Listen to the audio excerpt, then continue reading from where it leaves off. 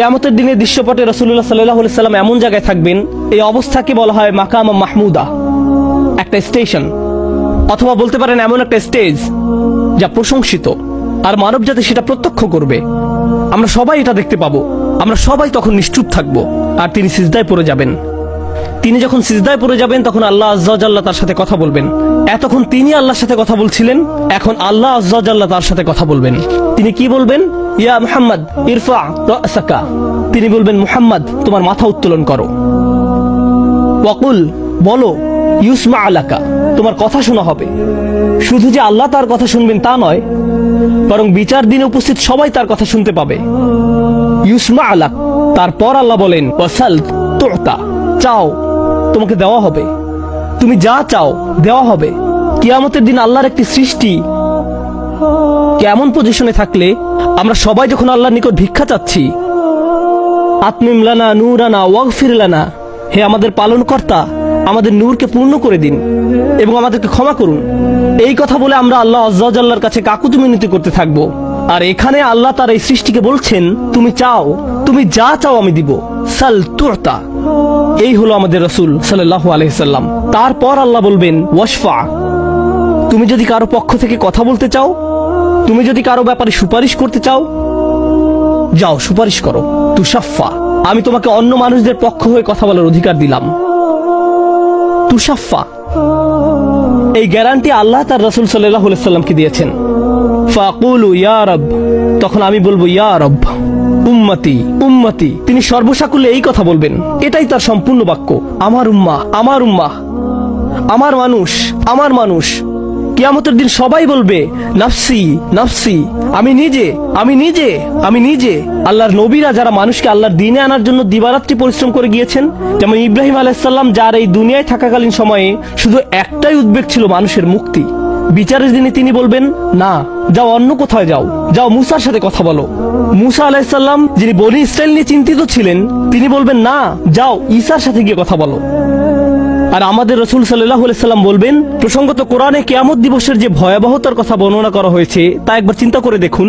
ইয়াউমা তারাউনাহা তাযহালু কুল্লু মুরদিআতিন আম্মা আরদাআত, প্রত্যেক মা যে তার বাচ্চাকে দুধ খাওয়াচ্ছে তার বাচ্চাকে ফেলে দিবে যেন সে কিছুই না। ইয়াফিরুল মারউ মিন আখিহি ওয়া উম্মিহি ওয়া আবিহি, সেদিন মানুষ তার ভাইয়ের কাছ থেকে পালাবে, মায়ের কাছ থেকে পালাবে, বাবার কাছ থেকে পালাবে, ওয়া সাহিবাতিহি ওয়া বানিহি, তার স্ত্রীর কাছ থেকে পালাবে, ছেলেমেয়ের কাছ থেকে পালাবে। আপনাদের কেউ কেউ হয়তো ইতিমধ্যে স্ত্রীর কাছ থেকে পালিয়ে বেড়ান, তাই আপনাদের কাছে হয়তো এটা অতটা ভীতিপ্রদ নয়। এই আয়াত হয়তো আপনার জন্য ভয়ের নয়, কেউ কেউ ভাবছে অবশেষে। যাই হোক, সমস্ত গুরুত্বের সাথে সেই দিন সবাই কাকে নিয়ে উদ্বিগ্ন থাকবে? নিজেকে নিয়ে। প্রকৃতপক্ষে সেদিন প্রত্যেক ব্যক্তি বলবে ওমান ফিল আরদি জামিআ সুম্মা ইউনজিহ, সবাইকে জাহান্নামে নিয়ে যান এবং বিনিময়ে আমাকে জান্নাতে প্রবেশ করতে দিন। এটাও কোরআনে এসেছে। মানুষ সেদিন এমন মরিয়া হয়ে উঠবে, সেদিন একজন মানুষ আল্লাহর সাথে কথা বলবেন, আর প্রথম যে শব্দগুলো তার মুখ থেকে উচ্চারিত হবে তা হলো উম্মতি উম্মতি। আপনার জন্য আপনার রাসূলের ভালোবাসা এমনই প্রগাঢ় সাল্লাল্লাহু আলাইহি সাল্লাম, আমার উম্মাহ আমার উম্মাহ। যদি আমরা তাকে ভালোবেসে থাকি, তাহলে যেই উম্মতের জন্য আল্লাহ রাসূলের এত ভালোবাসা, সেই উম্মতের জন্য আমাদের অন্তরে কিভাবে এত ঘৃণার বাস হয়? কিভাবে সম্ভব এটা? কিভাবে আমাদের পরস্পরের প্রতি এত ক্রোধ, বিচার, সমালোচনা, বিভক্তি, বিদ্বেষ, অনুমান, অহংকার? আর এই মানুষগুলো দাবি করে তারা রাসূলুল্লাহ সাল্লাল্লাহু আলাইহি সাল্লামকে ভালোবাসে। এইসব তুচ্ছ বিষয় ভুলে যেতে এই ভালোবাসা কি যথেষ্ট নয়? আমাদের কোন পার্থক্যগুলো এর চেয়ে বড়? তো যখন রাসূলুল্লাহ সাল্লাল্লাহু আলাইহি সাল্লাম বলবেন উম্মতি উম্মতি, আল্লাহ সুবহানাহু ওয়া তাআলা বলবেন ফায়াকুলু ইনতালিক,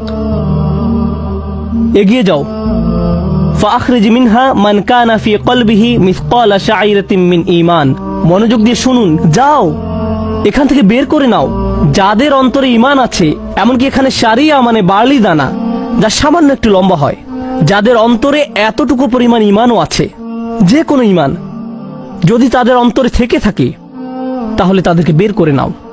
আপনি এগিয়ে যান এবং বের করে নিন। দৃশ্যপটটি কল্পনা করুন, রাসূলুল্লাহ সাল্লাল্লাহু আলাইহি সাল্লাম মানুষকে রাখছেন, যাও যাও যাও, তিনি তাদেরকে সরিয়ে নিচ্ছেন। কিছু মানুষকে নিয়ে যাওয়ার পর ফেরেশতারা থামিয়ে দিলেন, কারণ কারো কারো ঈমান এর চেয়েও ছোট। সামান্য পরিমাণ ঈমান বলতে আসলে কি বোঝায়? কেউ একজন হারাম কোনো কাজে যুক্ত ছিল, সে ভয়ানক কিছু একটা করছিল, কাজটা করে ফেলার পর তার মনে অনুশোচনা জাগ্রত হলো, তার ভেতর থেকে কিছু একটা বলছে এটা খারাপ কাজ, আমার এটা করা উচিত নয়, আল্লাহ আমাকে এটা সম্পর্কে জিজ্ঞাসা করবেন।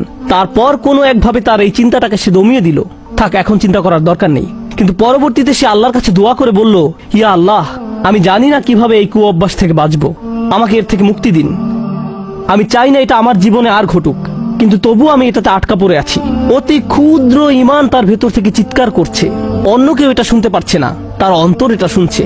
আর আল্লাহ আজ্জা জাল্লা বলছেন, তারা যদি এতটুকু ঈমানও দেখাতে পারে, আপনি এগিয়ে যান, তাদেরকে বের করে নিয়ে আসুন, আপনি তাদেরকে বের করে নিয়ে আসুন। আর তিনি যখন এভাবে মানুষদেরকে বের করে নিয়ে আসবেন, তখন ফেরেশতারা একসময় থামিয়ে দিবেন, কারণ অনেক মানুষের অন্তরে এতটুকু ঈমানও নেই, সামান্য অনুতাপটুকু তাদের অন্তরে ছিল না। থামিয়ে দিবেন, ফাআনতালিক ফাফআল, আমি গিয়ে এমনই করব, সুম্মা আউদ, তারপর আমি ফিরে আসব। অর্থাৎ ফেরেশতারা থামিয়ে দিবে, আর অন্য মানুষেরা সেখানে কাঁদতে থাকবে, আমাদের কি হবে, আমাদের কি হবে। তারপর রাসূলুল্লাহ সাল্লাল্লাহু আলাইহি ওয়াসাল্লাম ফেরত আসবেন, ফাআহমাদাহু বিতিলকাল মাহামিদ, অতঃপর আমি পুনরায় সেসব প্রশংসা বাক্য দ্বারা আল্লাহর প্রশংসা করব। লক্ষ্য করুন, প্রথমবার তিনি প্রার্থনা করার জন্য অনুমতি চেয়েছিলেন, তাই না? দ্বিতীয়বারের বেলায় অনুমতির কোনো উল্লেখ নেই। লক্ষ্য করেছেন, তিনি আসলে সাথে সাথে আল্লাহর প্রশংসা করা শুরু করবেন। আল্লাহ কি তাকে এমনটি করতে বলেছেন? না, এটা হলো নিজ উম্মতের প্রতি তার অপরিসীম ভালোবাসার বহিঃপ্রকাশ। তিনি আবারও আল্লাহর প্রশংসা করা শুরু করবেন, এই আশায় যে আল্লাহ তাকে অটোমেটিক অনুমতি দিবেন। সুম্মা আখিরু লাহু সাজিদান, আর সিজদায় পড়ে যাব। ফায়াকুলু ইয়া মুহাম্মদ, আমাকে বলা হবে, হে মুহাম্মদ, ইরফা রাসাকা, তোমার মাথা উঠাও। কুল ইউসমা আলাকা, বলো তোমার কথা শোনা হবে। ওয়াসাল তুতা, চাও তোমাকে আবার দেওয়া হবে। ওয়াশফা তুশাফা, সুপারিশ করো, সুপারিশ গ্রহণ করা হবে। তোমাকে সুযোগ দেওয়া হবে তাদেরকে বের করে নেয়ার, তোমাকে তাদের জন্য সুপারিশ করার সুযোগ দেওয়া হবে। ফাআকুলু ইয়া রব উম্মতি উম্মতি, আমি তখন বলবো, হে আমার রব, আমার উম্মত, আমার উম্মত। তিনি তো ইতোমধ্যে অল্প ঈমানের অধিকারীদেরকে বের করে নিয়েছেন। ফায়াকুলু ইনতালিক, এরপর আল্লাহ বলবেন, এগিয়ে যাও। ফাআখরিজ মিনহা মান কানা ফি কলবিহি মিসকালা যাররাতিন আও খারদালাতিন মিন ঈমান, তোমাকে সুযোগ দেওয়া হবে তাদেরকে বের করে নেয়ার, সুপারিশ গ্রহণ করা হবে। যাদের অন্তরে এক বিন্দু পরিমাণ ঈমান আছে, বালির দানা নয়, বালির দানা তো এতটুকু লম্বা, বরং বিন্দু পরিমাণ। খারদালা মানে সরিষার দানা, অতি ক্ষুদ্র বিন্দুর মতো। আর যখন আল্লাহ বলছেন এর ওজনের মতো, বর্তমানে আমাদের কাছে ডিজিটাল ওজন মাপার যন্ত্র আছে, আগের দিনে পাল্লা ছিল, তাই আপনি যখন এক মুষ্টি চাল এক পাল্লায় রাখতেন, সেটা হয়তো তেমন একটা ঝুঁকতো না। যদি একটু বেশি করে চাল রাখতেন, তখন একটু ঝুঁকতো। এখন ডিজিটাল ওজন মাপার যন্ত্র দিয়ে গ্রাম, কিলোগ্রাম মাপা হয়। এমনকি সামান্য কয়েক দানা রাখলেও যন্ত্রের স্ক্রিনে ভেসে উঠে 0.001 গ্রাম। এখন শুধু একটি চাল রেখে দেখুন, বা একটি সরিষার দানা রেখে দেখুন, স্ক্রিনে কিছু ভেসে উঠে কিনা? কিছুই হয় না, কিছুই হয় না।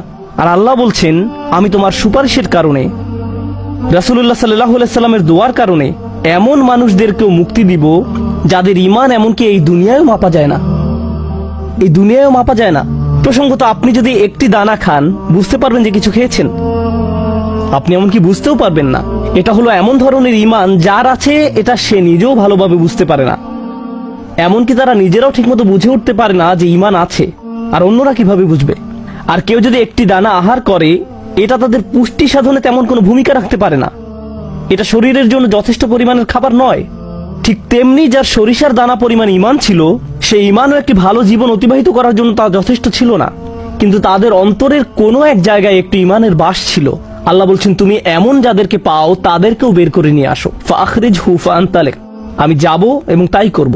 আর এটা বিশাল এক জনগোষ্ঠী যারা আল্লাহর কাছ থেকে দূরে সরেছিল, তাদের ভেতরে একেবারে ক্ষুদ্র কিছু ঈমান ছিল। এরপর তো আর কিছু নেই মনে হচ্ছে, ঘটনা শেষ। কিন্তু রাসূলুল্লাহ সাল্লাল্লাহু আলাইহি সাল্লাম এখানেই থেমে যাননি। ফাআহমাদাহু বিতিলকাল মাহামিদ সুম্মা আখিরু লাহু সাজিদান, তিনি এখানেই থেমে যাননি, তিনি আবারও ফিরে যাবেন, এবং আমি সেসব প্রশংসা বাক্য দিয়ে আল্লাহর প্রশংসা করব এবং আবারও সিজদায় পড়ে যাব।